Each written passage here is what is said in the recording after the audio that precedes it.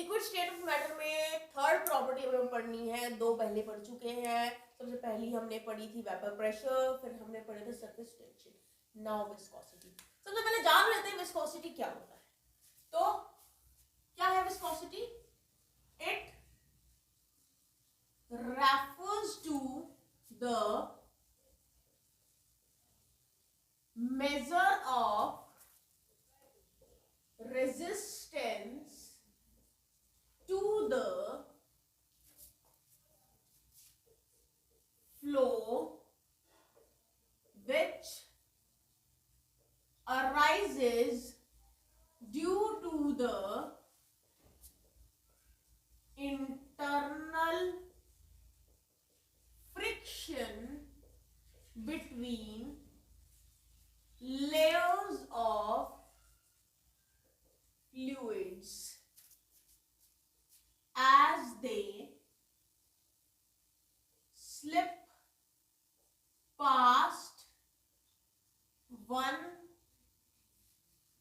another while liquid flows. तो ये समझ लीजिए कि एक ये रेजिस्टेंस है। रेजिस्टेंस क्या? रेजिस्टेंस जब लिक्विड फ्लो करता है तो यूं समझ लीजिए जो लिक्विड है उसमें लेयर्स होती है, अलग अलग मॉलिक्यूल्स की लेयर्स होती हैं। तो क्या होता है जब हम उस लिक्विड को पोर करते हैं, मतलब कि फ्लो कराते हैं, तो वो लेयर्स एक दूसरे के ऊपर स्लिप करती है। तो जितना ज्यादा विस्कस लिक्विड होगा उतना ही उन दोनों लेयर्स के बीच में रेजिस्टेंस होगा, वो स्लिप होने नहीं देंगी। तो यहाँ पे विस्कोसिटी का मतलब है कि ये वो मेजरमेंट है रेजिस्टेंस का। किसकी रेजिस्टेंस? किस में रेजिस्टेंस? किस चीज को रेजिस्ट कर रहा है? वो फ्लो को रेजिस्ट कर रहा है, लिक्विड के फ्लो को। क्यों अराइज हुआ ये रेजिस्टेंस? क्योंकि इंटरनल फ्रिक्शन है। किस में भी फ्रिक्शन है? वो फ्रिक्शन है फ्लूइड की लेयर्स में जो एक दूसरे के ऊपर स्लिप करती है जब लिक्विड फ्लो करता है। तो ये हो गई आपकी विस्कोसिटी। अब इसके बारे में थोड़ी और बातें पढ़ लेते हैं। स्ट्रॉन्गर अगर इंटरमॉलिक्यूलर फोर्सेस है, मतलब कि पार्टिकल्स के बीच में इंटरेक्शन है, तो ज्यादा रेजिस्टेंस होगा, तो अकॉर्डिंगली विस्कोसिटी भी ज्यादा होगी। तो स्ट्रॉन्गर इंटरमॉलिक्यूलर फोर्सेस, अगर स्ट्रॉन्गर इंटरमॉलिक्यूलर फोर्सेस है किसमें? Between molecules, stronger intermolecular forces between molecules hold them together। अगर उनमें फोर्सेस ऑफ अट्रैक्शन है तो एक दूसरे को पकड़ के रखेंगी, जो है होल्ड करके रखेंगी, और फिर आएगा रेजिस्टेंस। Then they resist. किस लिए रेजिस्ट करेंगे? मूवमेंट को। Then they resist the movement of them, the particles. Movement नहीं होने देंगे पार्टिकल्स का ओवर या फिर पास्ट वन एनदर। तो ये डिपेंड कर रही है बात रेजिस्टेंस की इंटरमॉलिक्यूलर फोर्सेस ऑफ अट्रैक्शन पे मॉलिक्यूल्स के बीच में जो है। अब जब लिक्विड फ्लो होता है तब क्या होता है? व्हेन लिक्विड फ्लोज, जब लिक्विड फ्लो करता है ओवर अ फिक्स्ड सरफेस, हमने एक सरफेस फिक्स कर लिया, उसके ऊपर लिक्विड को फ्लो करा रहे हैं, तो क्या होता है? The layer of molecules in the immediate contact of surface is stationary। तो जो लेयर सरफेस के कांटेक्ट में आ गई वो स्टेशनरी हो गई। ठीक है, अब आ जाते हैं वेलोसिटी पे। द वेलोसिटी ऑफ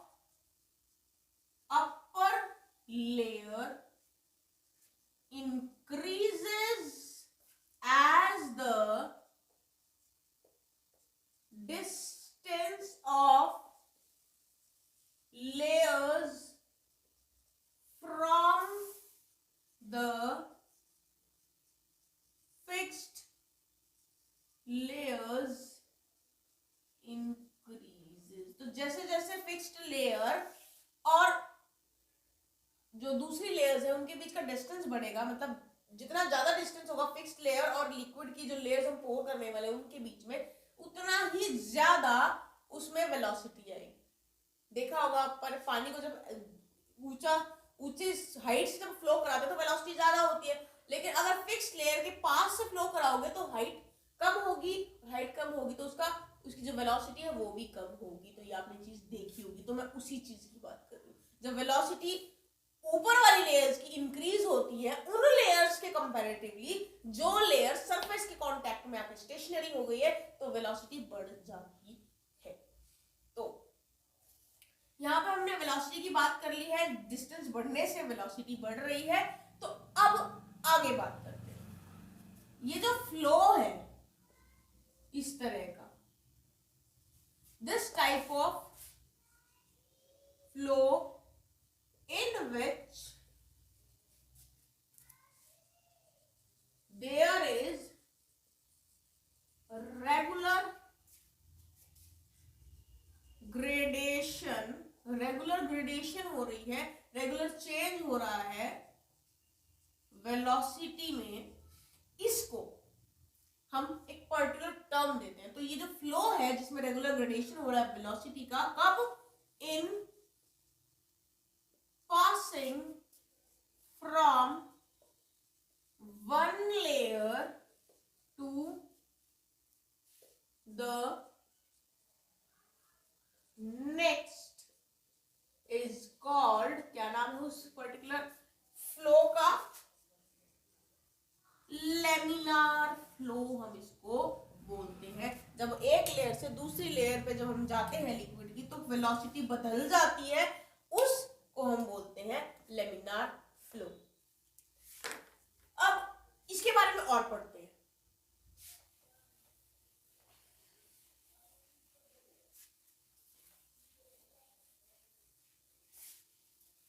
तो पॉइंट्स कॉन्टिन्यूस है हमारे, तो आगे कंटिन्यू करते हुए नेक्स्ट पॉइंट पढ़ते हैं हम। हमारा जो नेक्स्ट पॉइंट है वो क्या कहता है, थोड़ा और एक्सप्लेन करने के लिए लेमिनार फ्लो को और बताती हूँ। हमने मान के चलो एक लेयर चूज कर ली, if we choose a layer, हमने एक लेयर चूज कर ली, ठीक है, कोई भी लेयर चूज कर लो, लिक्विड की लेयर की मैं बात कर रही हूं। If we choose a layer, कहा? In the flowing liquid, liquid में हमने एक लेयर चूज कर ली, तो जो लेयर है, पहले मैं आपके लिए डायग्राम बना देती हूँ, फिर आपके लिए ज्यादा इजी हो जाएगा समझना, फिर उसके बाद मैं पॉइंट्स बताऊंगी आपको। पहले डायग्राम देखिए, ये एक लेयर है फिक्स्ड लेयर जो हमने ले ली। 3 लेयर्स बनाती हूँ क्योंकि मैं यहाँ पे 3 का कंपैरिजन करने वाली हूँ।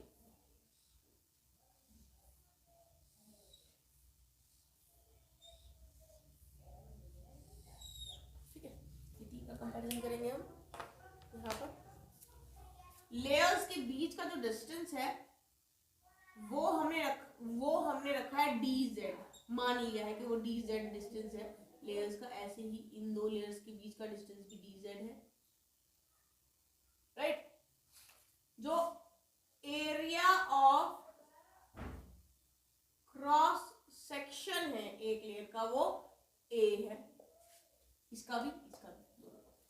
इसकी वेलोसिटी अगर du है, ऊपर वाली लेयर जो है इसकी वेलोसिटी जो होगी du प्लस u होगी, या फिर मैं कह लूं u प्लस du होगी, और इससे नीचे वाली लेयर की वेलोसिटी u माइनस du होगी। तो इसके बारे में बात करूंगी, तो मैंने डायग्राम इसलिए बना दिया है पहले ताकि आप उसको समझ सको, कंपेयर कर सको। अब आ जाते हैं हम अपने पॉइंट्स पे। तो पॉइंट क्या कहता है, if we choose a layer in the flowing liquid, the layer above it, तो ये चूज की है मैंने लेयर, ये वाली बीच वाली। तो ये जो चूज किया मैंने लेयर, इसके लेयर के ऊपर वाली लेयर की अगर मैं बात करूं तो ऊपर वाली लेयर में आप देख सकते हो वेलोसिटी क्या है, ज्यादा है। तो if we choose a layer in the flowing liquid, the layer above accelerates, देख सकते हो उसकी वेलोसिटी ज्यादा है, ठीक है, देख सकते हो उधर उसका फ्लो ज्यादा होगा, उसका फ्लो एक्सिलरेट होता है, और जो उसके नीचे है ये वाला रिटार्ड्स इट्स फ्लो, ठीक है। तो इसका कम होगा फ्लो, इसका ज्यादा होगा फ्लो उस लेयर के कंपैरेटिवली जिसको हमने चूज किया। ऊपर वाली लेयर का ज्यादा फ्लो, नीचे वाली लेयर का कम flow. Now if the velocity of the layer, अगर हमने लेयर की velocity at a distance dz ली है, तो उसकी वेलोसिटी क्या होगी? Now if the velocity of layer at dz is changed, change किया बाय अ वैल्यू du से हमने उसकी वेलोसिटी को चेंज किया, तो क्या होगा? Then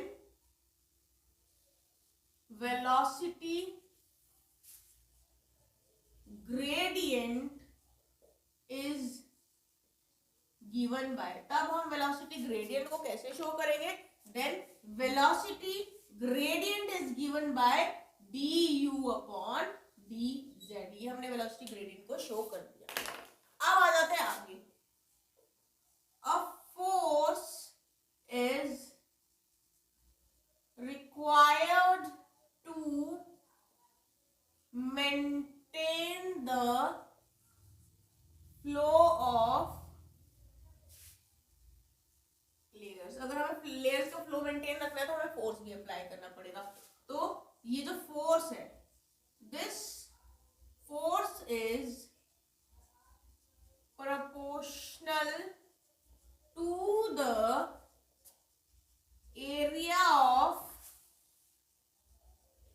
cross section of layers, क्या है वो? ए है, ठीक है, और किसके प्रोपोर्शनल है?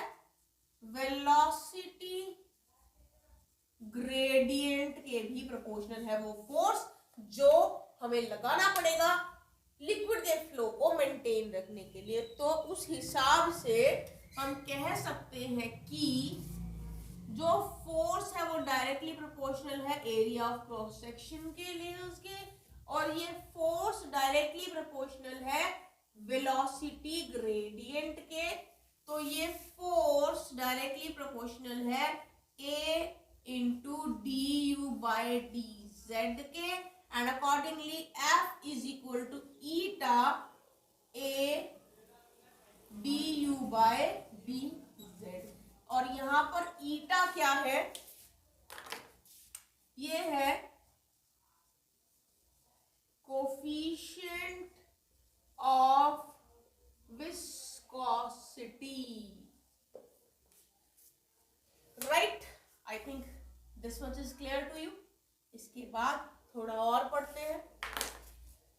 अब वेलोसिटी के बारे में बात करते हैं कंटिन्यूएशन में।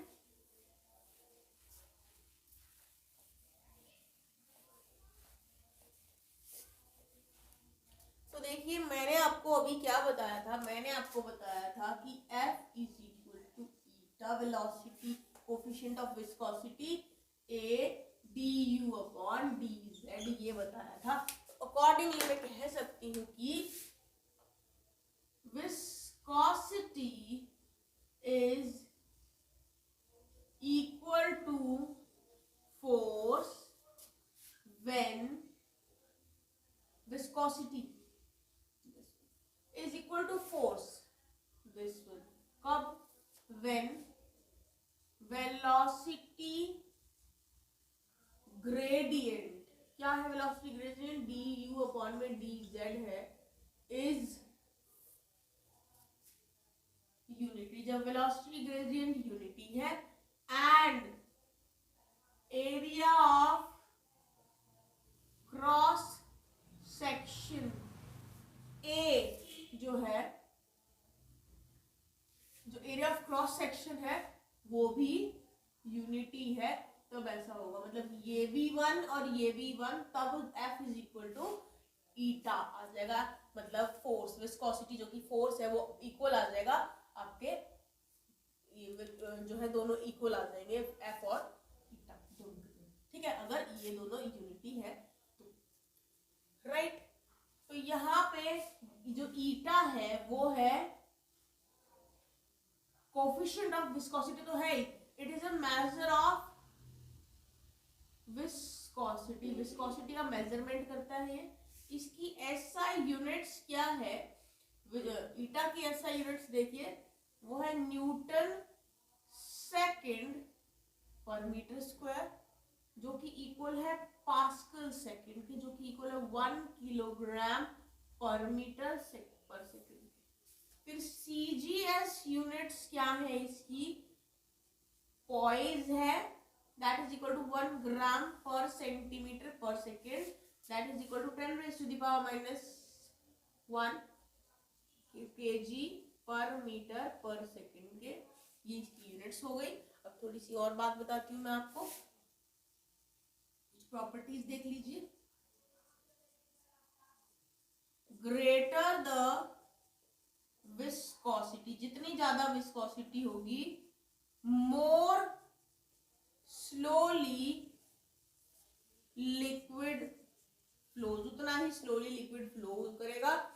और विस्कोसिटी ज्यादा कब होगी, जब इंटरमोलिकुलर फोर्सेस ऑफ अट्रैक्शन ज्यादा होंगे। तो हाइड्रोजन बॉन्डिंग जो है एक तरह का इंटरमोलिकुलर फोर्स ऑफ अट्रैक्शन है, और जो वेंडर वॉल्स फोर्सेस हैं, दे आर स्ट्रॉन्ग इनफ, इतने स्ट्रॉन्ग तो है ये ताकि ये कॉज कर सके हाई विस्कोसिटी। हाई विस्कोसिटी के लिए हाइड्रोजन बॉन्डिंग और वेंडर वॉल फोर्सेस भी काफी है, ठीक है। अब एक और बात बताती हूँ मैं, ग्लास जिसको आप सॉलिड समझते हो, that glass is extremely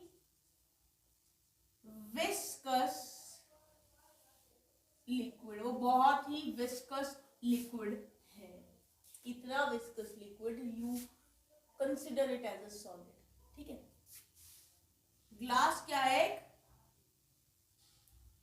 pseudo solid है, या फिर हम कह सकते हैं एक सुपर कूल्ड लिक्विड है जिसकी विस्कोसिटी बहुत ज्यादा हाई है। तो ये कुछ बातें हो गई विस्कोसिटी की। अब मैं आपको बताने वाली हूँ विस्कोसिटी किन फैक्टर्स पे डिपेंड करती है। फैक्टर्स अफेक्टिंग विस्कोसिटी अब हम पढ़ने वाले। Now we are going to discuss about the factors affecting viscosity, viscosity को प्रभावित करने वाले फैक्टर्स। सबसे पहला जो फैक्टर हम पढ़ने वाले हैं इस केस के अंदर वो है टेम्परेचर। तो बता दूं मैं आपको, as temperature increases, intermolecular forces of attraction decreases। ये तो आपको पता होगा कि जब हम टेम्परेचर बढ़ा रहे हैं किसी सब्सटेंस का तो हम पार्टिकल्स को काइनेटिक एनर्जी दे रहे हैं, they will move apart and their intermolecular forces of attraction will decrease, दूर जाएंगे, intermolecular forces of attraction जो है वो कम हो जाएंगे। अगर intermolecular forces of attraction कम हो रहे हैं, इसका मतलब क्या हुआ, intermolecular forces of attraction decreases and hence viscosity also decreases. तो आपकी भाई विस्कोसिटी भी घटेगी ही, फोर्सेस ऑफ अट्रैक्शन जो कम होंगी ऐसा होने पर, ठीक है। इसके बाद दूसरा फैक्टर बताती हूं मैं आपको जिस पे विस्कोसिटी डिपेंड करती है, वो है nature of liquid. Nature of liquid देखिए, strong intermolecular forces means more viscosity and vice versa। मतलब कि अगर आपके लिक्विड के भी अंदर पार्टिकल्स में स्ट्रॉन्ग इंटरमॉलिक्यूलर फोर्सेस है तो उसमें विस्कोसिटी ज्यादा होगी, अगर वीक इंटरमॉलिक्यूलर फोर्सेस है तो उसकी विस्कोसिटी कम होगी। तो देख लीजिए जो हनी है वो विस्कस ज्यादा होता है और जो वाटर है उसकी विस्कोसिटी कम होती है, तो आपको पता ही होगा, राइट। फिर उसके बाद मैं आपको थर्ड फैक्टर बताने वाली हूं जिस पे विस्कोसिटी डिपेंड करती है, and that is molecular mass. जरा देखिए, इसको पढ़ लेते हैं। Viscosity increases with increase in molecular mass। Viscosity जो है इंक्रीज होगा जैसे मॉलिक्यूलर मास इंक्रीज होता है। So this was all about viscosity. यहाँ आपकी लिक्विड स्टेट ऑफ मैटर भी खत्म।